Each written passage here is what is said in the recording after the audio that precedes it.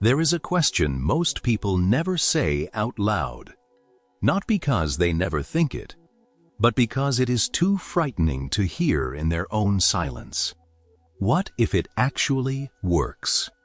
Not, what if I try? Not, what if I get a little bit of it? What if it actually works?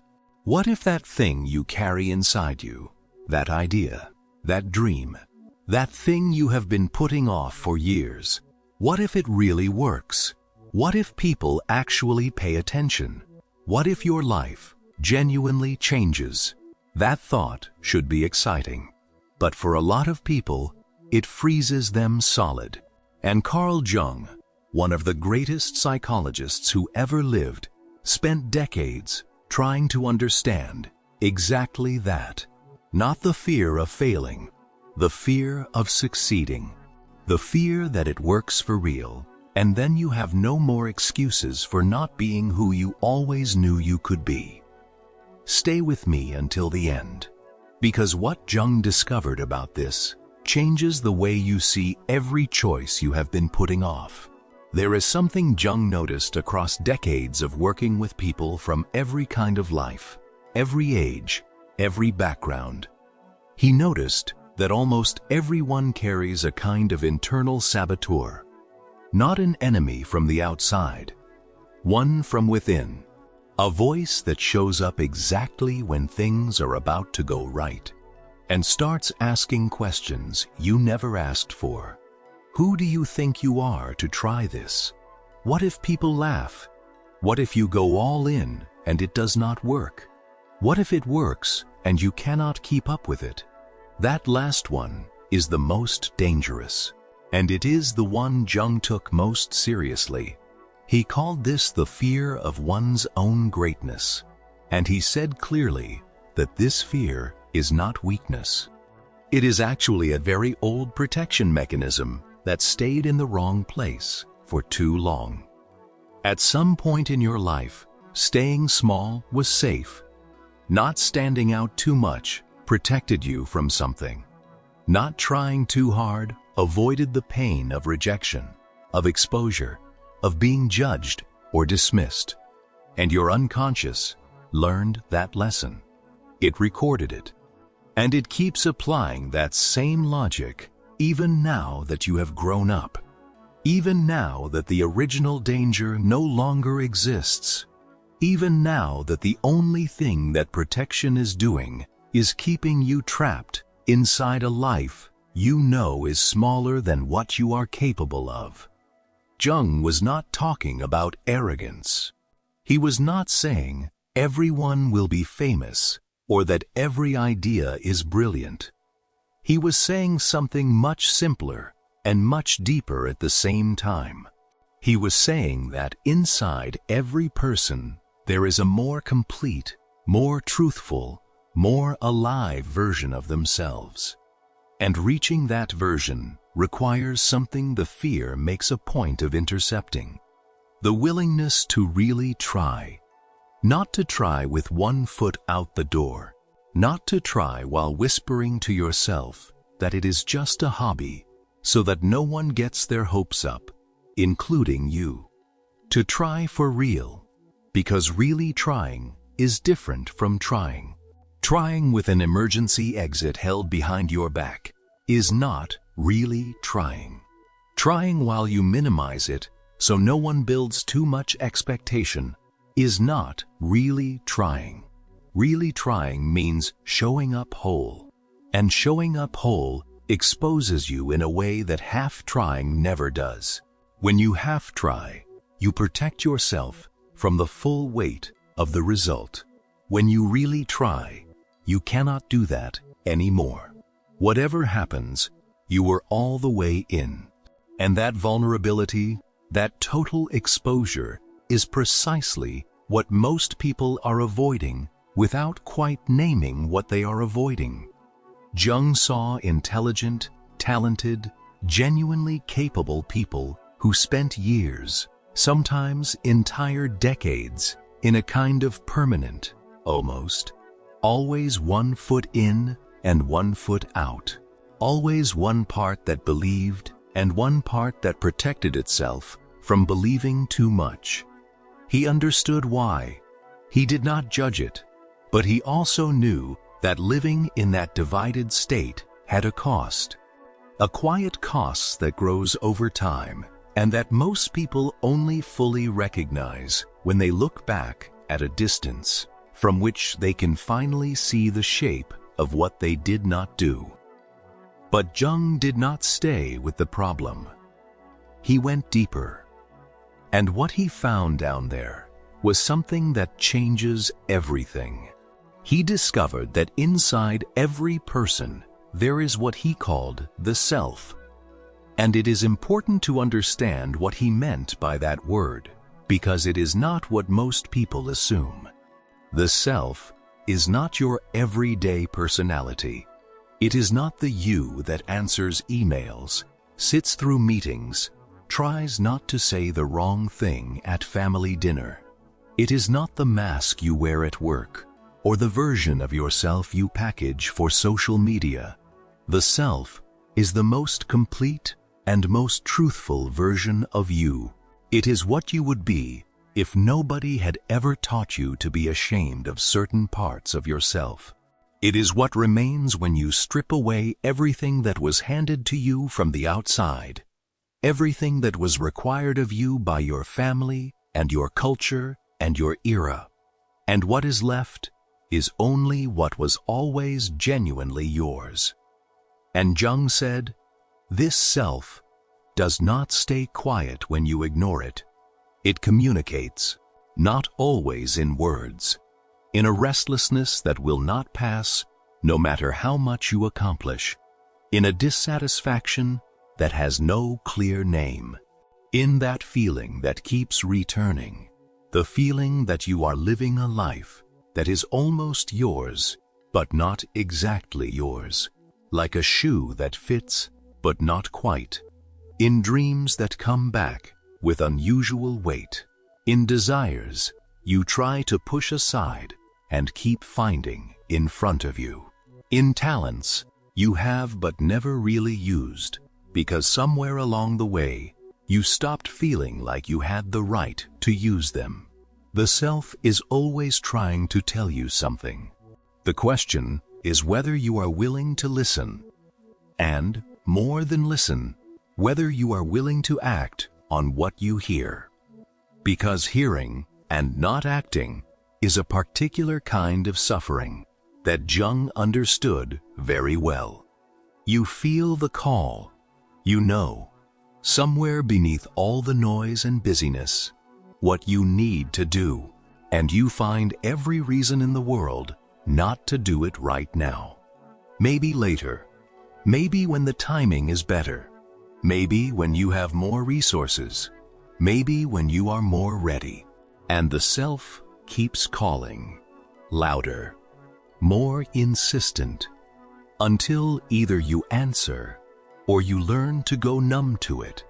And going numb to your own self is the kind of thing Jung described as the beginning of psychological disconnection, not in a dramatic sense, in the sense of a life that slowly loses its color, without any specific event to explain it, just this quiet drift away from who you could have been. The kind of drift that most people describe years later as the feeling that they have been watching their own life from the outside, present but not quite there, going through the motions of a life that looks right from the outside but feels hollow from the inside. This is where the Spider-Man story enters, not as cheap motivation, as a concrete example of something Jung described long before Stan Lee ever put pencil to paper. Stan Lee had an idea, a teenage superhero, full of personal problems, who sticks to walls. Simple enough on the surface. But that idea had something inside it, a quality he could feel but could not prove to anyone else. His editor heard the pitch and told him it was the worst idea he had ever been presented with. And the editor had logical arguments. People hate spiders, so you cannot name a hero after one. A teenager cannot carry a series as the lead, only as a sidekick. And a superhero absolutely cannot have personal problems, because the entire appeal of a superhero is being above ordinary human struggle. Everything the editor said was rational. All of it was reasonable, and all of it was wrong. Stan Lee left that office without the approval, but the idea did not leave with him. It stayed inside him, kept pressing, kept asking for space. And when a small, almost invisible opportunity appeared, a magazine called Amazing Fantasy that was publishing its final issues, that was being canceled, that nobody cared about anymore because it was already over, he put Spider-Man inside it, on the cover, not with any expectation of a major result, not with anyone's blessing, just because the idea was not willing to die inside him, and because that improbably perfect moment, where there was nothing left to lose, had opened.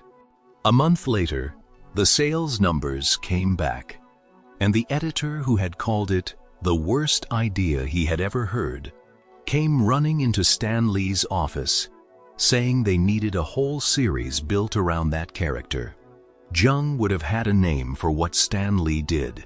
He would have called it answering the calling. Not calling in the sense of a job. In the oldest, most literal sense of the word, calling comes from the Latin vocare, which means to be summoned, to be called toward something. And Jung believed that certain people, in certain areas of their lives, receive an inner call that is not something they manufacture through ambition or planning. It is a reception, something inside you that insists on existing, whether you want it to or not, whether it is convenient or not, whether anyone around you understands it or not. He said that when you ignore that call for too long, you do not find peace. You become divided. One part of you goes on living the life everyone approves of, the safe life, the reasonable life, the life that makes sense when you explain it to someone else. And another part waits, quietly at first, then less quietly, waiting for you to finally give it the space it has been asking for. And that waiting is not passive. It weighs on you. It shows up as exhaustion that does not go away even after real rest, as irritation without a clear cause, as that subtle, persistent feeling that you are always one step outside where you are supposed to be, always a little removed from the life that would feel genuinely like yours. Jung called this the unlived life, and he was serious about it in a way the phrase does not immediately communicate. The parts of you that do not get lived do not simply disappear. They accumulate, they press, they find other ways to make themselves felt, usually ways you would not choose if you were in charge of the process. The longer you wait to live what is genuinely yours, the heavier that unlived weight becomes. And it is not a weight you feel dramatically every single day.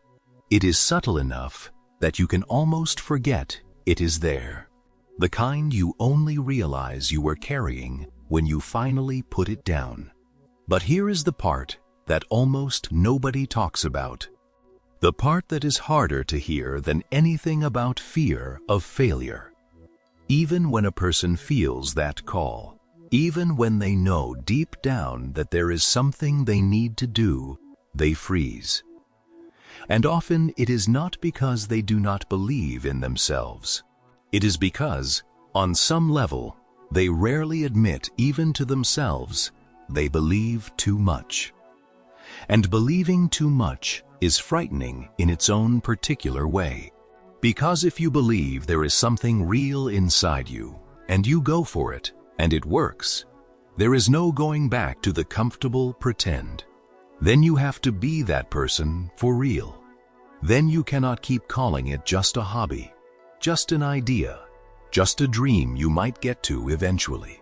Then you have to show up whole. You have to claim it as yours. You have to deal with what comes after it works, and you do not quite know what that after looks like. Showing up whole is scarier than any rejection. Rejection you already know. You know its shape, its timing, how long it stings, how you get through it. Real success, real growth, genuinely becoming who you could be, that is unknown territory. And the human nervous system has a profoundly complicated relationship with unknown territory, even when that territory is good, even when it is exactly what you want. The unknown triggers caution. Caution triggers delay, and delay becomes a way of life. Jung watched this pattern over and over. People who had the talent, had the idea, had the call, but kept producing reasons not to act on it. Waiting for more money, more time, more certainty, more readiness. And Jung would ask, with the patience and firmness of someone who had heard every version of this story, certainty of what, exactly? You want certainty about the outcome before you begin the process. But the process is the only path that leads to any outcome at all. And this is where something Jung considered absolutely central comes in. Not faith in the naive sense, not positive thinking, something more grounded and more demanding than both. He called it trust in the process. And to understand what he actually meant, you need to understand what he lived through. In 1913, Carl Jung went through one of the deepest crises of his life. He had broken with Sigmund Freud, the most influential figure in psychology at the time, and in doing so, had cut himself off from everything he had built. Jung was respected, widely seen as one of Freud's most important successors. And suddenly, he was alone, without his mentor's approval, without the certainty that his ideas made sense outside that relationship, without any clear sense of where the path he had chosen was leading. The people around him were concerned. He was concerned himself, because what he was experiencing on the inside had all the hallmarks of what he recognized clinically as breakdown. Visions during the day, imagery that arrived uninvited, an interior world that felt more vivid and more real than the exterior one, and that he could not simply choose to close off. But instead of trying to stop what was happening, instead of doing what almost any clinician of his era would have done, and building a wall between himself and the material flooding through, Jung made a different choice. He decided to move toward it, not away, toward. He started writing and drawing in a notebook. Every day, for hours every day. He recorded dreams, visions, images, the content of what was arising in his mind. Things that a classically trained psychiatrist would have categorized as symptoms and tried to suppress. Jung chose to treat them as messages, as the process working, even though he had no idea where that process was going. He did not know the destination. He had no plan beyond continuing. He did not know whether any of what he was doing would ever make sense. He only knew that stopping would be a betrayal of something inside him that was more real than any external approval. That notebook eventually became what is known as the Red Book. one of the most significant documents in the entire history of psychology, written and illustrated by hand, kept locked in a private safe for nearly 100 years, not published until 2009, almost 50 years after Jung's death. When it finally came out, it became a phenomenon that nobody had predicted.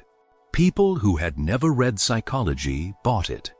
People in crisis found in those pages exactly what they had not been able to find anywhere else.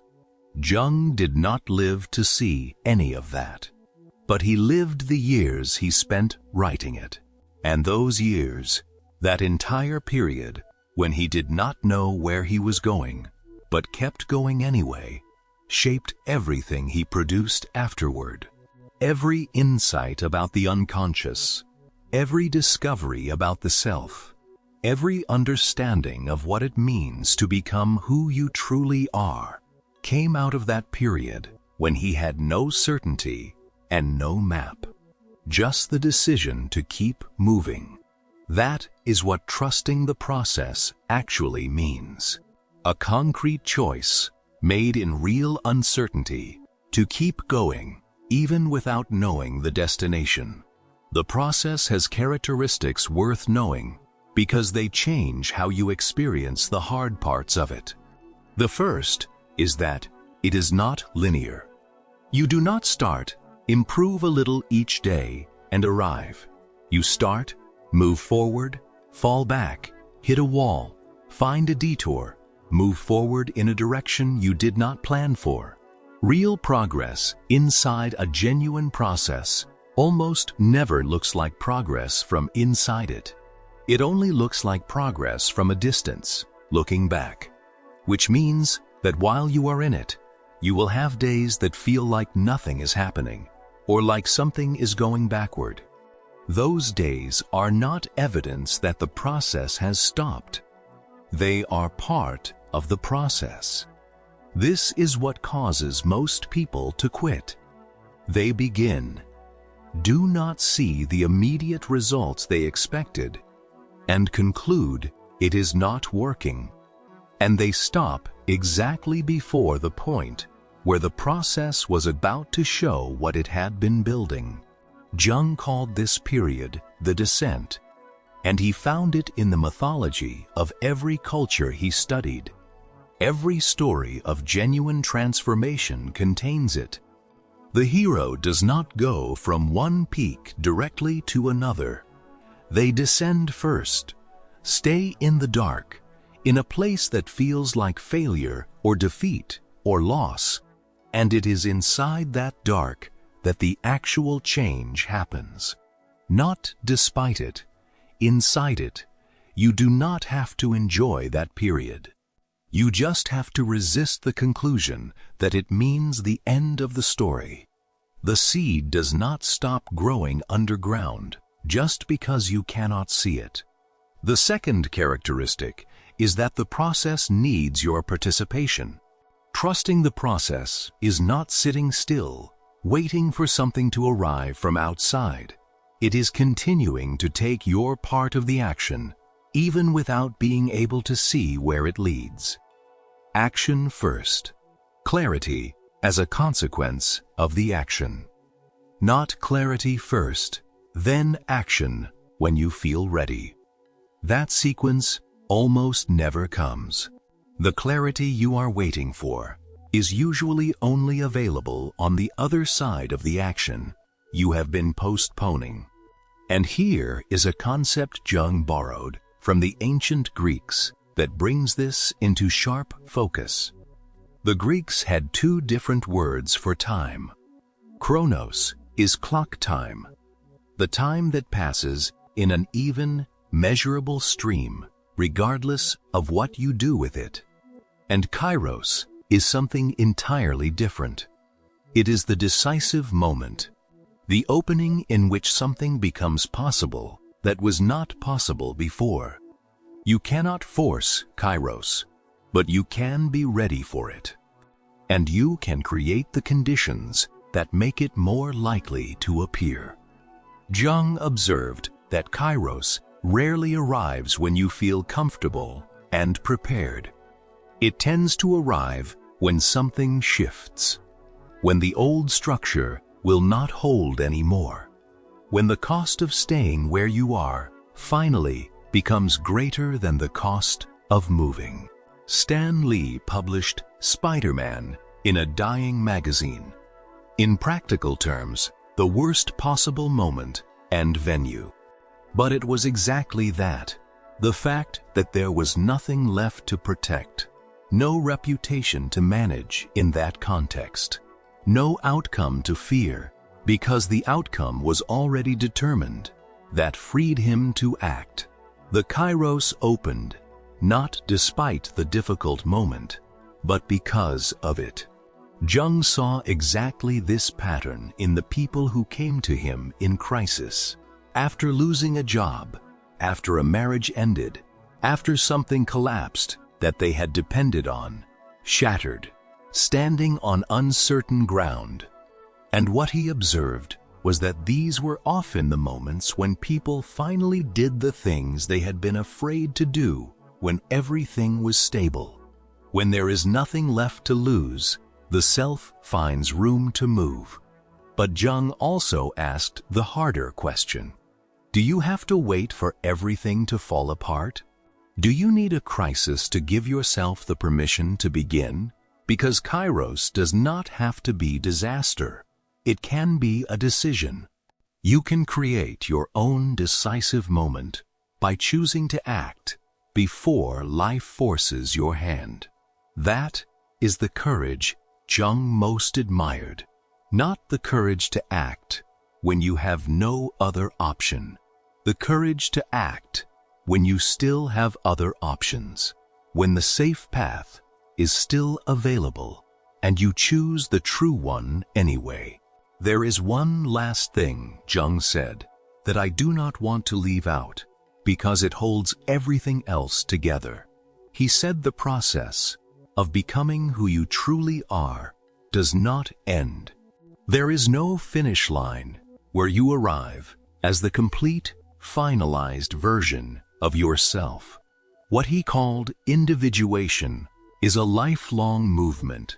Each phase opens the next. Each time you answer a call, another call will come. Each time you integrate something hidden, something else will ask to be seen. The work does not end, it deepens. That could sound exhausting, but Jung described it as exactly the opposite. He said, it is the reason life holds meaning. Because there is always more to discover, always more to become, always more depth available for whoever is willing to keep going toward it. The question is not whether you will arrive somewhere final. The question is whether you are moving toward what is genuinely yours, or standing still, waiting for a version of readiness that will never arrive because real readiness only comes from doing. Moving is enough. The next step is enough. The first imperfect version in the dying magazine is enough. The notebook opened on the first day without knowing what it will become is enough. The process works with what you give it. Give it something. Today, not tomorrow when conditions are better. Today, with what you have, from where you stand. Before I let you go, there is something I genuinely want to read in the comments. What is the thing that keeps coming back to you? It does not have to be big. It can be small. But what is the thing yourself keeps returning to, that you keep pushing aside, that shows up in the quiet moments when there is nothing to distract you from it? Write it below, because naming it out loud is already the beginning of acting on it. If this landed for you, if it reached you at a moment when you needed something like this, I hope you will subscribe. What we explore here is not empty motivation. It is real psychology, Carl Jung's actual teachings, translated in a way anyone can absorb and use in their own life. There is much more coming, and if you feel something more personal stirring right now, not just intellectual curiosity, but a genuine desire to reconnect with who you truly are, with purpose, with inner peace, with something larger than the rush of daily life, I want you to know about an ebook we created called Reconnecting with Your Divine Essence. It was made for people who are genuinely searching for exactly that: more peace, more purpose, real inner healing, and a deeper connection with God beyond the noise of everyday life. You will find it pinned in the first comment below this video. Carl Jung believed the most courageous life is not the one without fear. It is the one that hears the call, even while fear is present, that trusts the process, even before it can see the destination, that acts even without guarantee. Because the alternative, living permanently below what you are capable of, carries a cost that only grows. He lived that way, wrote in the notebook, without knowing he was writing something that would matter to people a century later. Trusted the process at the hardest moment of his life, and the work he produced in that uncertain, uncomfortable, profoundly creative period is still changing how people understand themselves. Decades after his death. What if it actually works? You find out who you are when you stop hiding from yourself. That is worth any attempt.